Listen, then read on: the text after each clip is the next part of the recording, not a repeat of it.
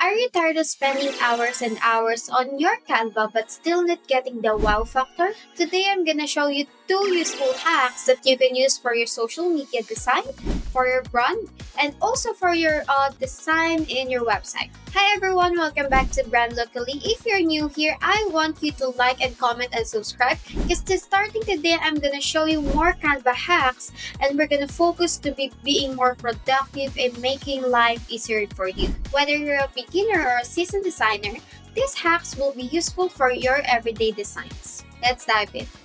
The first one that I will share with you is Mockups. This is one of my favorite tools that I use for everyday, which I post in my social media.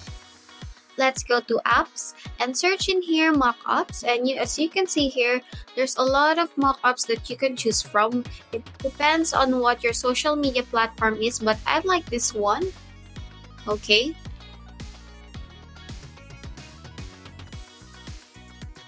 Now let's go to uploads and choose whatever picture that you want to put in here. For my side, I want to put our logo right here. I'll just drag it, and here we have a social media posting for our logo with our branding. To make your text a little more interesting, you go to apps and search for Typecraft.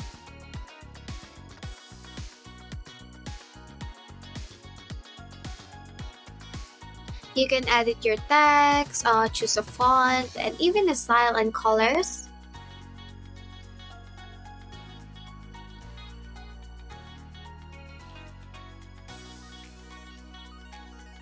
Now, with this app, you can skew the text and add it to your design. As you can see here, I'm stretching out the text, and I'll add this to my element.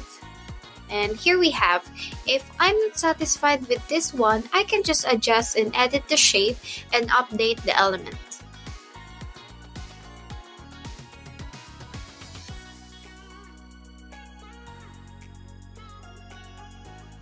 And that's it for today. If you like this kind of video, don't forget to like, comment, and subscribe.